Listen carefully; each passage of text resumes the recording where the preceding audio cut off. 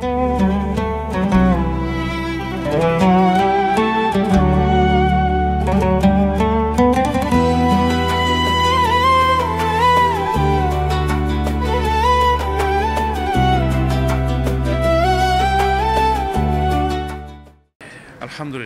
ওয়াসসালাতু ওয়াসসালামু আলা রাসূলিল্লাহ। আসলে এটার পেছনের গল্প হলো, আমরা চেয়েছি যে রাসূল সাল্লাল্লাহু আলাইহি ওয়াসাল্লামের জীবনকে একটু জীবন্ত করে উপস্থাপন করা। আর এটার ক্লুটা আমি কিভাবে পেলাম, আমি একজন নির্মাতা আলহামদুলিল্লাহ, এবং আমি আমার জীবনে ক্ষুদ্র জীবনে অনেকগুলো কাজ করেছি, আল্লাহ তাআলা সৌভাগ্য দান করেছেন। আপনারা জানেন যে আলোকিত জ্ঞানী একটা অনুষ্ঠান আছে, ইসলামিক রিয়েলিটি শো, ইসলামিক জ্ঞানের, সেটারও পরিচালক আমি। তো এইটার এই মসজিদুত তাকওয়া সোসাইটির সম্মানিত খতিব হাফিজ মুফতি সাইফুল ইসলাম হাফিজাহুল্লাহ আমার একজন মেন্টর এবং আমার প্রাণপ্রিয় একজন ভাই, দিনী ভাই, এবং তার সঙ্গে আরেকজন আলেম ছিলেন গাজী সানাউল্লাহ রহমানী।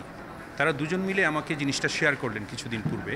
সেটাও হয়তো দিন 15 বা 20 দিন পূর্বে আমাকে শেয়ার করলেন যে এরকম আমরা একটা কিছু করতে চাই, যে রাসূল ইসলামের জীবনকে, সিরাতকে জীবন্ত করে ফুটিয়ে তোলার জন্য আমাকে এই আইডিয়াটা ওনারা দিলেন। এবং সাইফুল ভাই এই জায়গাটায় নিয়ে এসে আমাকে বললেন যে এখানে করা সম্ভব কিনা। আমি কিন্তু কোনো কিছু না বুঝেই রাজি হয়ে গেলাম, এবং কারণ এটা বুঝতেই পারছেন যে এটা সবচেয়ে একজন মুমিনের জীবনে সবচেয়ে আবেগের জায়গা, যে রাসূল সাল্লাল্লাহু আলাইহি ওয়াসাল্লামকে নিয়ে কোনো কাজ করার বিষয়। তো আমি কোনো কিছু আগ পিছ কোনো কিছু না ভেবেই কিন্তু আমি রাজি হলাম।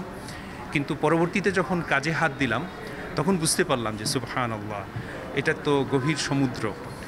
তো আল্লাহ সুবহানাহু ওয়া তাআলা অপার কৃপায় আমাকে সহজ করে দিয়েছেন, আমার কাজটাকে সহজ করেছেন, এবং অতি স্বল্প সময়ে আপনারা এই যে প্রস্তুতি, এই যে সেটআপটা দেখছেন, এটা কিন্তু মাত্র 5 দিনে করা। তার পূর্বে হয়তো আমি আরও 2-3 দিন সময় পেয়েছি প্রস্তুতির জন্যে। জিনিসপত্র আপনারা দেখতে পাচ্ছেন, এখানে খেজুর গাছ রয়েছে, জীবন্ত খেজুর গাছ, এবং সেই সঙ্গে যে উপকরণগুলো, আসবাবপত্র যেগুলো রাসূল সাল্লাল্লাহু আলাইহি ওয়াসাল্লাম ব্যবহার করেছেন। তো আসলে এই জায়গাটাতে যে এটা করা সম্ভব হবে, এটা আসলে আমি নিজেও কল্পনা করিনি। আবেগ থেকে আমরা শুরু করেছি, আর আল্লাহ তাআলা সেটিকে সহজ করে দিয়েছেন, কেননা এটি তার হাবিবকে নিয়ে কাজ। সুবহানাল্লাহ তাআলা, সুবহানাল্লাহিল আযীম।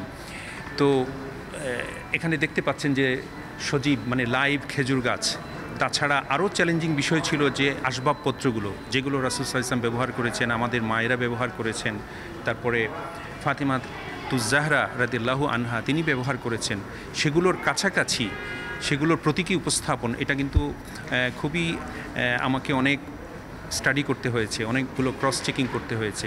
আলহামদুলিল্লাহ, এ উসিলায় আমার নিজের অনেক উপকার হয়েছে। আল্লাহ তাআলা এমন আয়োজন কি প্রতি বছর দেখতে পারবে সবাই?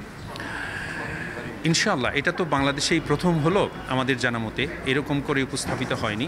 তো আমরাও ভবিষ্যতে চেষ্টা করব এর চাইতে আরও বড় পরিসরে করার। নিঃসন্দেহে সেই চেষ্টা আমাদের থাকবে, আল্লাহ তাআলা যদি কবুল করেন। আর আমরা চাইব অন্যান্য সকলকে আমরা আহ্বান জানাবো, যাদের সামর্থ্য আছে এবং যারা করার ইচ্ছা রাখেন, তারা যেন এগিয়ে আসেন, এবং এইরকম আয়োজন আরও অনেক বেশি বেশি হওয়া দরকার।